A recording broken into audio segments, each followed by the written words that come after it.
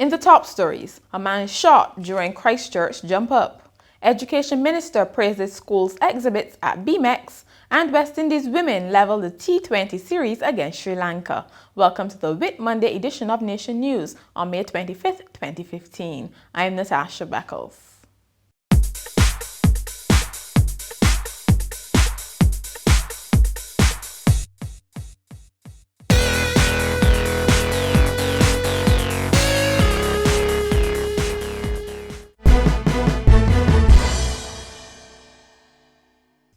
One man was shot on Monday during the second annual Christchurch Carnival.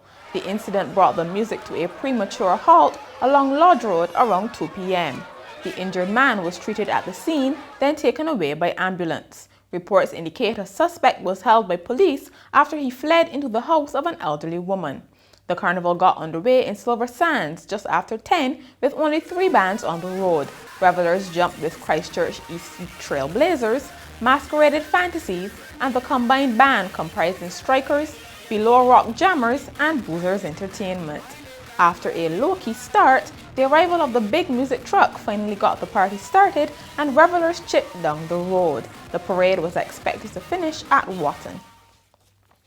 Minister of Education Ronald Jones has given full marks to the level of innovation shown by students at this year's BMEX exhibition, and he believes more support should be given to young entrepreneurs who use indigenous materials in their products. Speaking after he toured the school's exhibits for more than 2 hours on Monday, he praised the use of plants like aloe vera, ginger, coconut, and lemongrass in both foods and skincare products. All of these are herbs and grasses, very well known to us from the older generation, but to see the young people using them as a secondary product is really, really good, and that's the potential for entrepreneurship. And of course,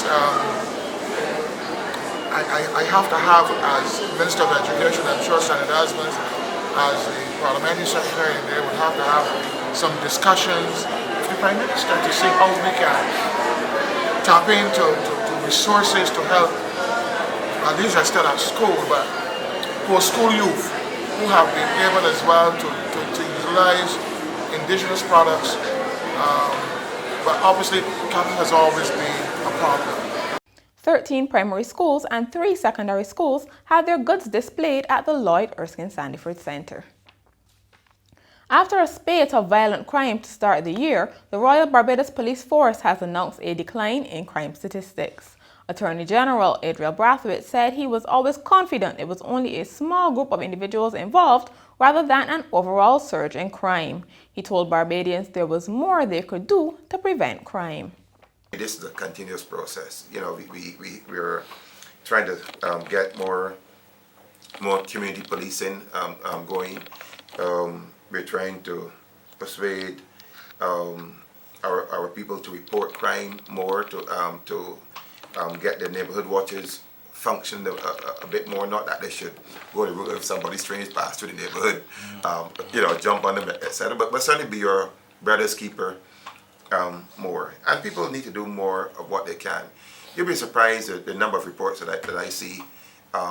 People leave the car open and leave the bedroom window open. You got burglar bars, you leave your bedroom window open and your bag on the bed of a fella can still reach through, etc. So people need to take a bit more responsibility and stop letting people have open chances to misbehave.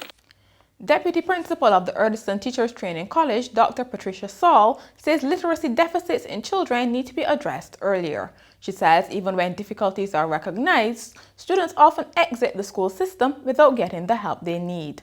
Dr. Saul said these problems then spill over into the workplace. She said research shows that countries which invest in early literacy education have a more productive workforce. Dr. Saul was speaking recently during a panel discussion on literacy and the world of work.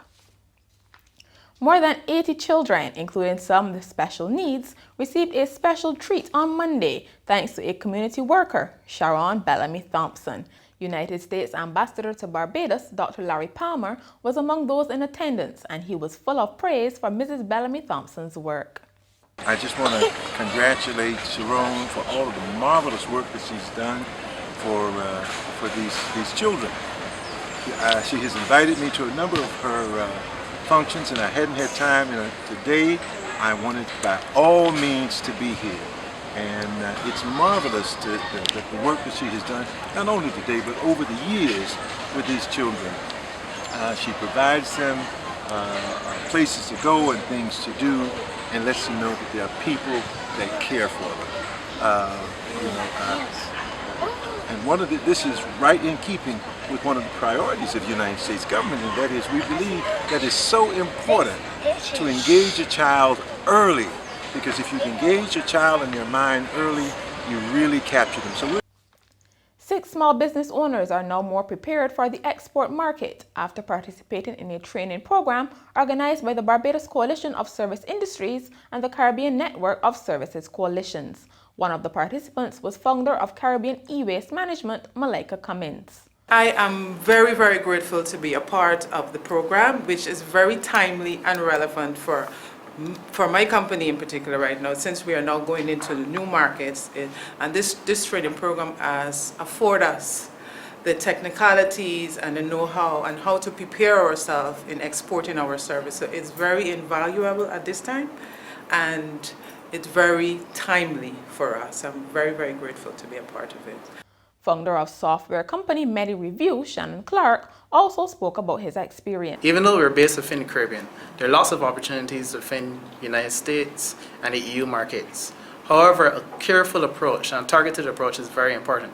So what this training has taught me is actually utilizing market intelligence and assessing our modes of entry into those markets and avoiding any potential pitfalls, as well as how to manage partnerships as we make those. The program was supported by the Caribbean Export Development Agency and the German Agency for International Cooperation.